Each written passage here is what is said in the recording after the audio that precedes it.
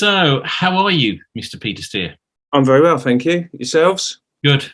Yeah, great. You got more of a smile on your face than the last time we chatted. Well, what happened then? Well, it was the COVID thing, wasn't it? We were all a bit, Oh yeah, God, blimey, yeah, that was terrible, wasn't it? I've kind of erased all sorts of COVID and all that from my mind. Isn't it weird though? Isn't it really weird? It does seem like it's the stuff of history books now. It's what kids will be learning in their GCSEs. Well, they won't believe it, will they? They won't believe they weren't allowed to go out or do this or do that, and shops were shut and pubs were shut and there were no gigs for 2 years.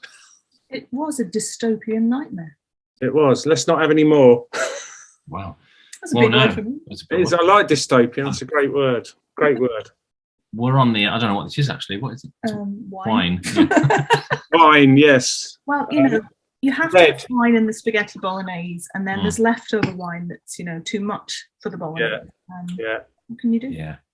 That's the other reason why we were late. We were still eating spaghetti. Oh, okay. We've not even had dinner yet. We're Lisa only just got in from work, so we're a bit, we're a bit late tonight having our dinner.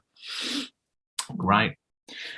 Well, I have to say, you're looking very well. I thought you might still be a little bit poorly after your recent. My operation. Yeah. Yeah, nice. It went really well actually. If anything, I've had more trouble with my wrist. I broke my wrist in April, but that's on the mend now. But I had the back operation about 6 weeks ago. Yeah. And I have to say, it's healed really well and really quickly. Obviously I've got a lot of physio and stuff to do. But I'm better than I was before the operation. So it's definitely worked. It's just a case of recovering really. So yeah, it's a bit like when you have a car that fails the MOT, isn't it? And you have something welded. No, it's true. And you have something welded and the joint is better than it was originally. But they say that if you break a bone, that the bone is strongest where the bone broke, because it makes a callus, doesn't it? And it fuses together, and that bit is a bit thicker than the other bit of bone. So if you break, you'll be pretty superhuman now. Then there'll be no. Well, I mean, I've had a lot of operations and bits of metal in me over the years. So yeah, I am part bionic. Cyborg. Yeah. What are you like at airports going through the machine? It never triggers. I think the metals inside your arms and that are so light and non-magnetic that I don't think it makes a problem. I've got a bit of titanium in my jaw. I've got some Meccano in my arm. But yeah, it never goes off. Never goes off. No. How about stickle bricks? Do you remember them? I do remember stickle bricks. You haven't got any of them in you? No, not that I know of. Not even up your nose when you were a kid. Not sure. Who knows? I guess I've had that many X-rays and scans. If there was a stickle brick, it would have been found by now. So, what's the funniest thing you've had to go to hospital with? Funniest. Yeah. Have you had like a funny, embarrassing thing that you've been? No, not really. They've all been like quite serious injuries. Quite horrific. Yeah, I've had a lot of accidents and crashes and things. So I've been to hospital a lot. And although this was probably the biggest gap for a while.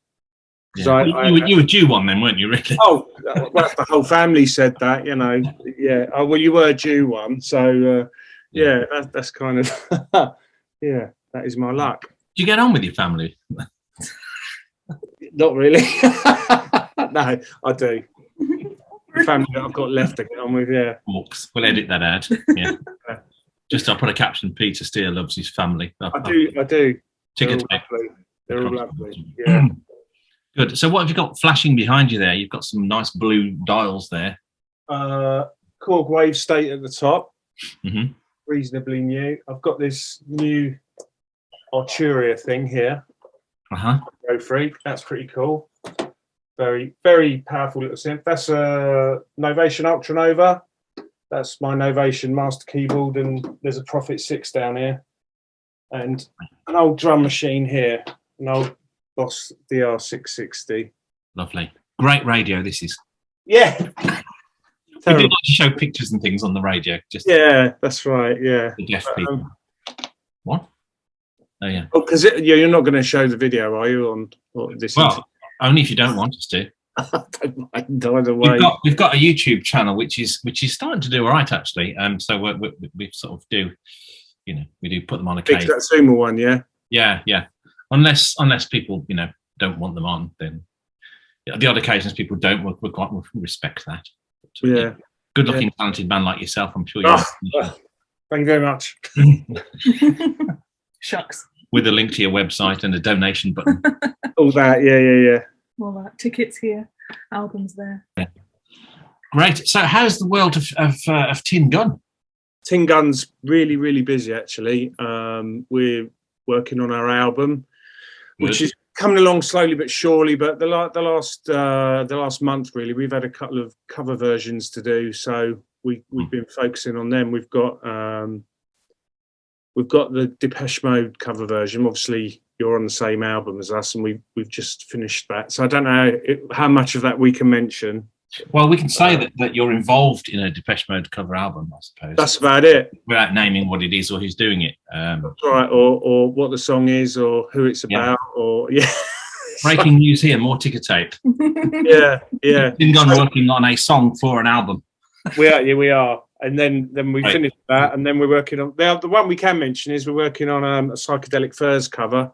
Right. Psychedelic Furs tribute album, which is a band that I didn't really know much about them in the 80s, and through doing this album I've discovered that I loved them. And why didn't I get into them in the 80s?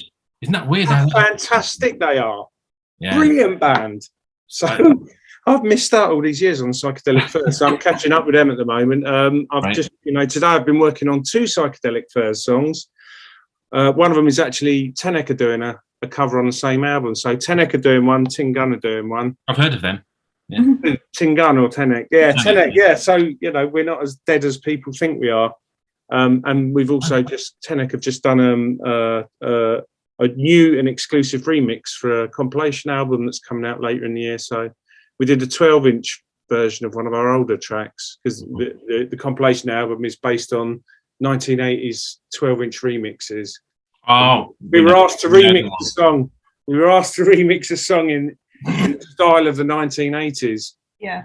Great. How you would have done it in the 80s, the way they used to those great 12-inch singles from the 80s. Yeah. We did it in that style, cutting up bits of audio and like they used to splice the tape together. So we did it like that, added a few new bits. It's come out really well, really pleased with that. How would you know? Because you would have been about 6. Well, in the 80s, yeah, well, but there's archives of 12-inch 80s. Did you ask your granddad? Yeah, I asked my granddad. He had a few for me. He had a few in his garage. So, yeah, it was good. So that's come out well. So, it's nice to be doing a bit of Tenek again, as you can see. Well, we saw that the billboard behind you. Yeah, that was we used to.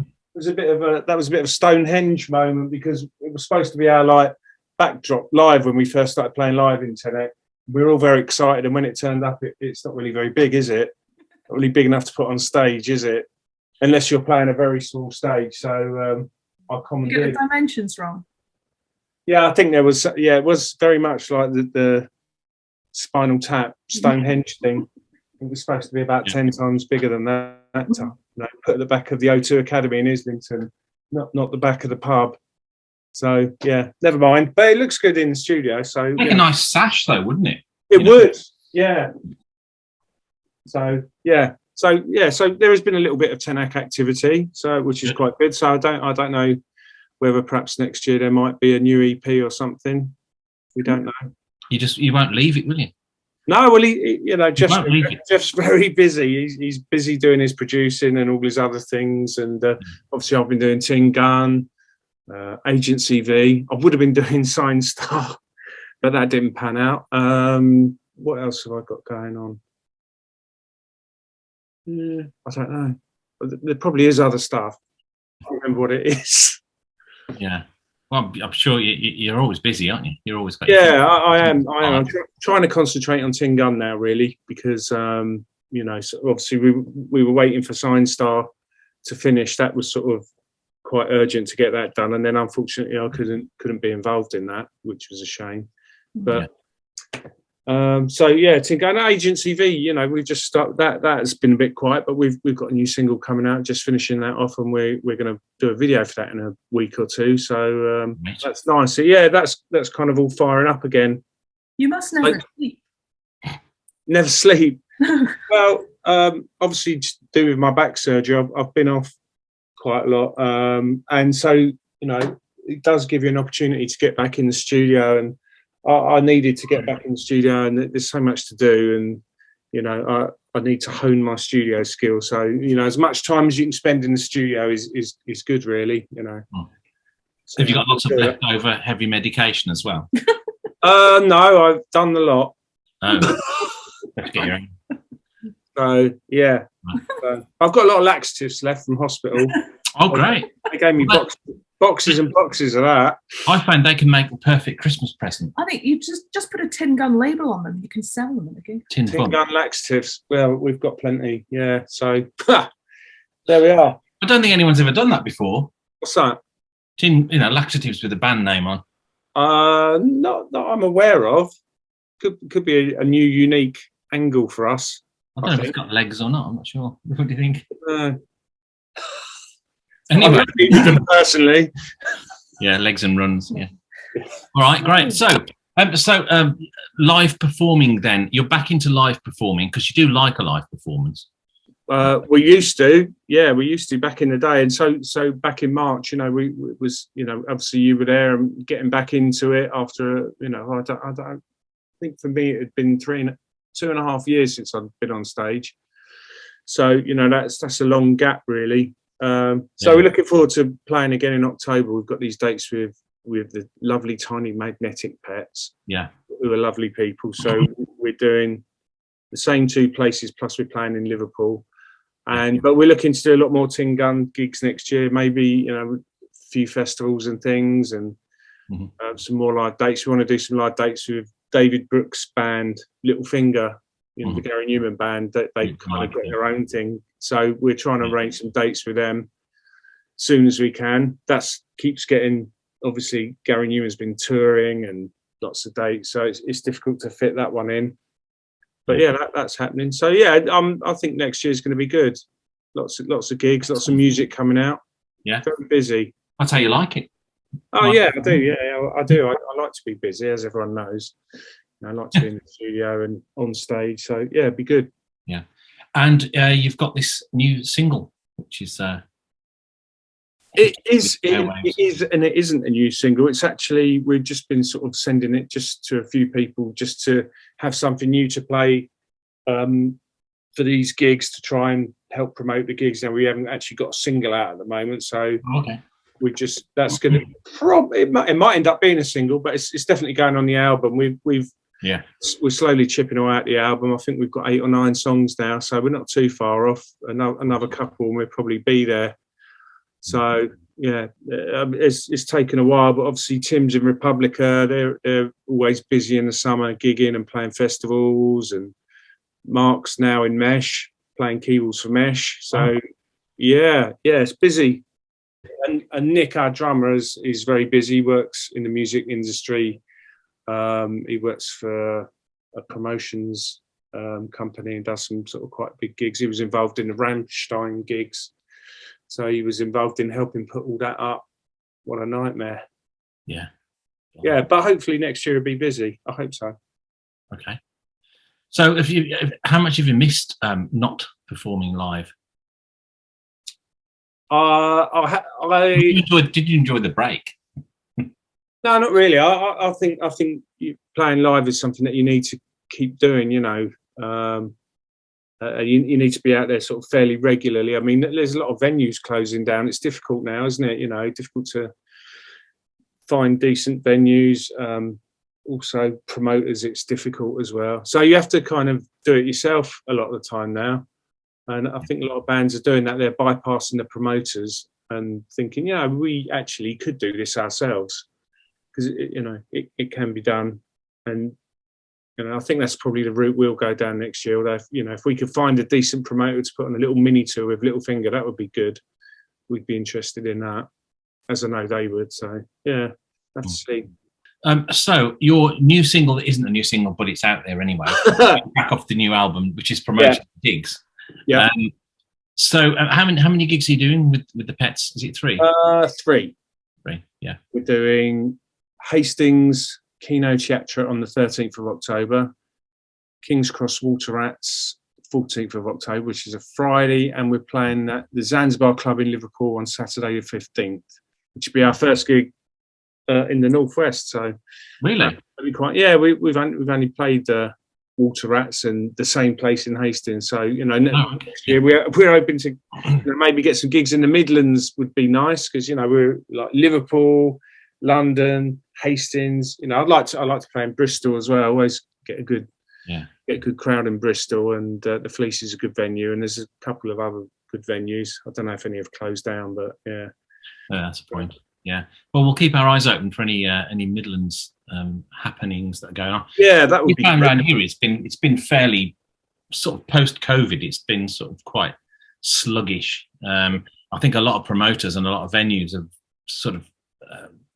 avoiding or putting any sort of major gigs on or festivals. It's at this sort of level anyway. The bigger things are already going ahead, aren't they? But people just don't want to take a risk. You can understand it, can't you? But also we found that ticket sales, it's a bit tricky at the moment because people don't know how much disposable income they're going to have in the coming months with the energy prices and that. So I think people are not buying tickets in advance. They're kind of playing it by ear and seeing a bit nearer the time if they've got the money to go to gigs.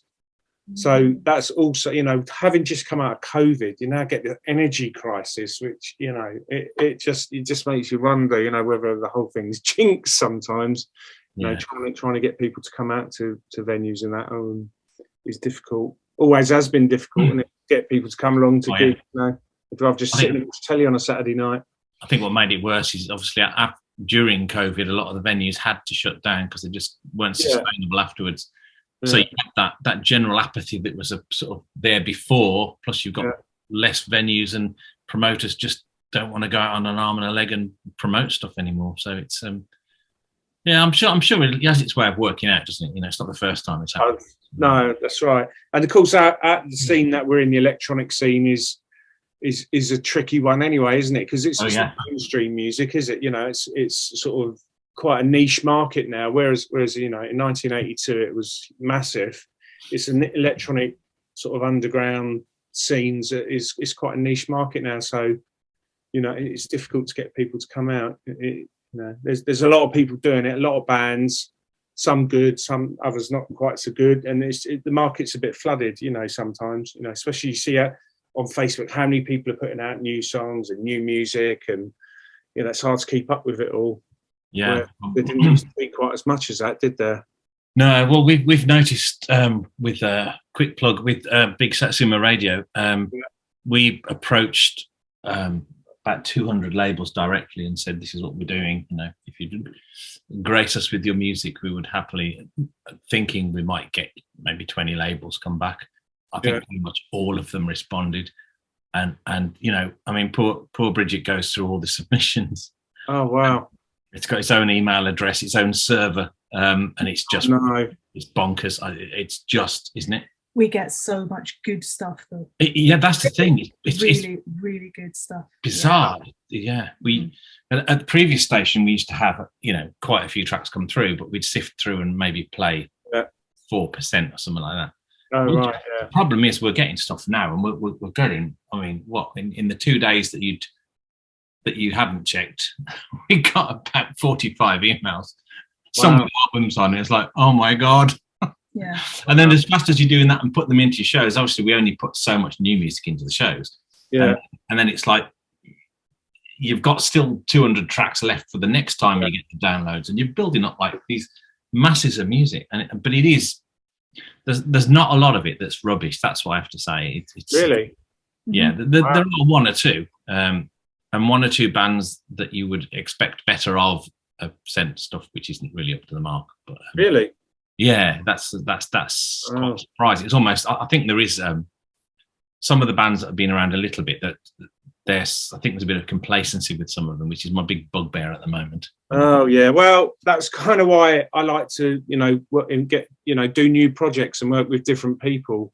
Yeah. Because if you do, there are a lot of bands that, they've been around so many years, they're kind of stuck in a formula and a rut, aren't they? And they're really technically good and everything, but they don't really, the music doesn't, you don't get a surprise like, say in the 80s, Yeah. Well, like Newman, when Newman did something, it was album to album to album. It was like, wow, it's still Newman, but it's fighting again. It's keeping it fresh. The music style had changed, and the sounds had changed, and the bass and the drums. You had different people playing, and it was quite a marked change. But a lot of people now, they don't really. I think that's the good thing in Tin Gun. We're really trying to do different things. Everyone switches around. We even switch around instruments. I mean, this Depeche Mode cover that we're doing, the drummer ended up playing guitar. He did some of the drums as well, but he did some of the guitars. I did some guitars. Was he any good? Yeah, Nick's a fantastic musician. He can play everything. He can play guitar, drums, keyboards, bass. I thought you were going to say it was rubbish. No, he's brilliant. Okay, cool. We're very lucky in Tin Gun, and everyone's really, really good. And then there's a lot of people, who can write and put together music. Probably almost too much. There's so much that comes into the melting pot with Tin Gun, and everyone seems to be able to play a lot of different things. I mean, on the Psychedelic Furs song that we're doing, Tim's decided that he's going to sing it. Now, Tim doesn't normally sing, but he fancied having a crack at it. So. Right. We'll all do different things, and I'll play bass, I'll play keyboards, guitar. Everyone seems to be able to play a lot of things. So it's all hands to the deck, and people just, you just get sent the track to work on, and you put on whatever you like. You haven't got a defined role in Tin Gun. Everyone, it's like Tim says, everyone leaves their ego at the door and they just do their thing, and all gets put into the melting pot. And that's why I think our stuff sounds quite different, because it's not always the same person writing the same parts and playing the same things, which really helps. If you're in a band and you've all got set defined roles, the bass player will always play the bass in that way. The guitarist always plays guitar in that way. But we've got different, we've got 3 different guitarists in this band, about 3 bass players, 2 drummers. Everyone has a go. It's good, and so nothing sounds the same. That must be good when you're doing a live performance. Then, if you're all sort of swapping. Well, we don't tend to do it too much live. It's more in the studio. I mean, at the moment, when we play live, Nick plays drums, Mark plays keyboards and vocals, Tim plays a bit of bass, does vocoder and live keyboards, and I just do guitar and vocals. So there's not too much switching about. But I mean, I could see it happening in the future where I'd end up playing keyboards and someone else would come out front, or Nick would play guitar, and so it's quite a good fun, really. You've got to coordinate that though live, because there's no point. You all want to play bass, you know what I mean? That might be interesting. 4 bass players, yeah. 4 drummers. 4 drummers, yeah. But, yeah, it's good. That could be a whole new live concept though. It might work. We just have to keep. I think I saw the Stranglers once do it on Top of the Pops. They were all playing the wrong. Have you ever seen it where the Stranglers? Everyone had switched instruments and nobody was playing the right thing. The drummer was singing. The bass player was on keyboards, guitarist was playing the drums. It was chaos, and producer's nightmare. They weren't even trying very hard to play them. So were they just miming them? They were, yeah. Yeah. It's a classic Stranglers Top of the Pop performance, because they hated Top of the Pop, so they decided to just be stupid every time they were on there. Right. Fair enough. It's like the last gig that Adam and the Ants did together was the Royal Variety performance. As the lineup, and it was there's this one bit where the bass player decides he just didn't want to do this anymore. They had a falling out in the dressing room, and he just puts his bass down, and then he starts whirling it around his head because they're miming, and Adam he keeps looking and going, "Tosser," and he finished. Kevin Mooney. Yeah, they just walked off stage, and they never spoke again. Wow. Oh, okay. I'll keep the eye on that if I see any bass swinging going on. It's on YouTube. Yeah, if he starts swinging his bass. Wow. Yeah, God, I'll keep my eye out for that. Mind you, if he does, you can all play it, so you'll be all right. Oh, that's handy for us. Yeah, there's 4 bass players. Yeah. Belt and braces. I like it. Great, good. Well, you're looking very well, as Bridget said. Glad to see that you're bionic and they can rebuild me. Full of beans. Yeah, that's great. No, I am. No, I'm good. I feel quite good actually for a change. Quite healthy after a period of not feeling particularly brilliant, but yeah, good. It's all good. So you don't feel like you need a holiday then? We've had a holiday this year. So, but I would never say no to another holiday. Well, who would? I'm off to Brighton for the weekend, so for a bit. Oh, that's nice.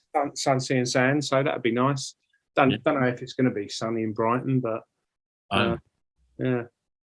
It's been my birthday this week, see, so we're going to Brighton to celebrate. Oh yeah, happy birthday! Yeah. Clubbing? Sorry?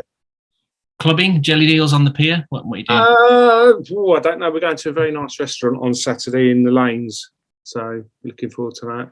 Lovely. Oh, a romantic dinner. Well, there's 6 of us. That's not that romantic. All right. We're not swingers. See, I told her they weren't. Oh, you said it. No, well, there you go. Another ticker tape headline going across the bottom there. Peter Stewart's not a swinger. Not a swinger, as things stand. Wow. Okay. There you go. More tape across the bottom. Sky News. Breaking news. Yeah. Great. Okay. Anything you want to ask specifically? Tell us about your new track. Well, that's quite important. Not but new track. What's it about, and who wrote it, and who's playing which bits on it? Take your time. Mark wrote the majority of the music. I wrote the lyrics. I can't remember what they're about, though, to be honest with you. We're writing so many lyrics at the moment. We're right in the middle of lots of lyric writing, so I can't remember. I'd imagine it's about taking your time. Sounds plausible. Off the top of my head. If that is a situation, it's perfect. Absolutely. Yes, it's a typical tin gun electro rock track, driving sort of track.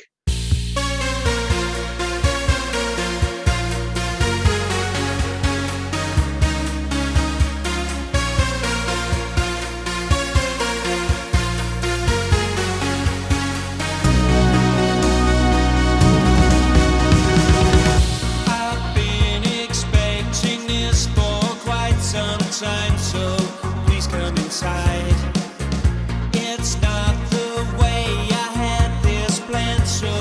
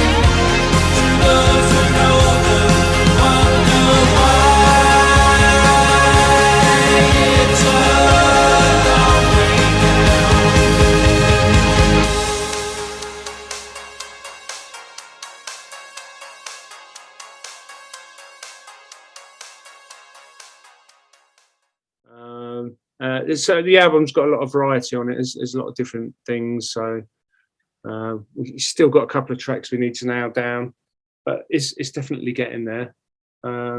So when you do your live performances with the Pets, are you playing tracks off the new album, or are you keeping those under wraps? No, the majority of the live set will be tracks from the album. Obviously, we've got Play Bombers by Gary Newman. That was sort of one of the first tracks we did, and it sounds great live, so we like playing that. And obviously, you know, we saw that live.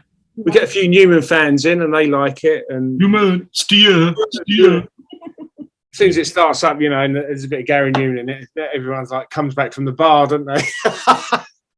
So obviously we haven't got a huge amount of songs, so having a few cover versions around is quite handy. If we had to do a headline set, then we can put them in there. We found that when we're playing to potentially hostile crowds, didn't we? Start off with the Newman cover. Yeah. Do a Sparks one, and then it's like they're dancing now that we play ours, then they go to the bar. Yeah, it's tricky. Another covering. Yeah, it's tricky, isn't it? It's tricky working out what's best to play in your live set. But yeah, it's handy to have a couple of covers.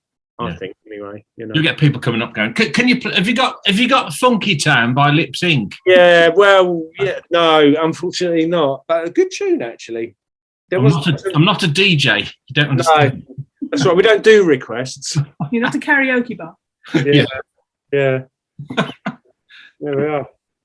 All right. Well, it's been lovely speaking to you as always, and lovely to catch up. Hopefully, see you soon in Essex if you're down this way. Yeah. We have been to Essex. We do know where it is. And we are West Ham fans. So there is a chance. Wow. Yes, this is West Ham country. We're deep in West Ham country here. You're clearly not a West Ham fan. A lot of our neighbours are West Ham fans, but a lot of the older West Ham players live around here, like Tony Cottee and Tony Gale, and it's West Ham central here. Clive Allen, he lives here as well. Always a good player. So you're not a West Ham fan? No, I'm a Crystal Palace fan. Oh, I'm from Croydon. It comes with the territory, didn't it? In fact, I was born by Crystal Palace's ground, so there was never any doubt who I was going to support. Have you still got? You bought James Tomlinson, didn't you? Have you still? We have still got, and funnily enough, he was looking for a house in Billericay not that long ago. Oh, okay. But we have still got him. Very good player, actually. Yeah, but you had another one as well. Can't think who he is. Not Chiarte. Yeah, he's gone to Nottingham Forest. I liked him. He's a good player. Yeah. So you do sometimes get a bit of West Ham Crystal Palace crossover. Yeah, we had Alan Pardew off you, I think, didn't we? Alan Pardew, yeah, I know Alan. Yeah, he's still doing the rounds. He's gone job in Greece or somewhere, hasn't he? Not music, you know. Although I'd like to see Alan Pardew in Greece. That would be funny, wouldn't it? So, yeah. I mean, I know he's a great John Travolta fan. So you know, you heard it here. Ticker tape. Yeah, Alan Pardew to star in Greece. Wow. If we put that out, people would believe it. That's it. It's definitely going out. We'll put a question mark after it. Yeah. All right. Well, it's been lovely talking to you. Thank you very much. Indeed. So we can't talk. Is this off air now? Can we talk about the festival?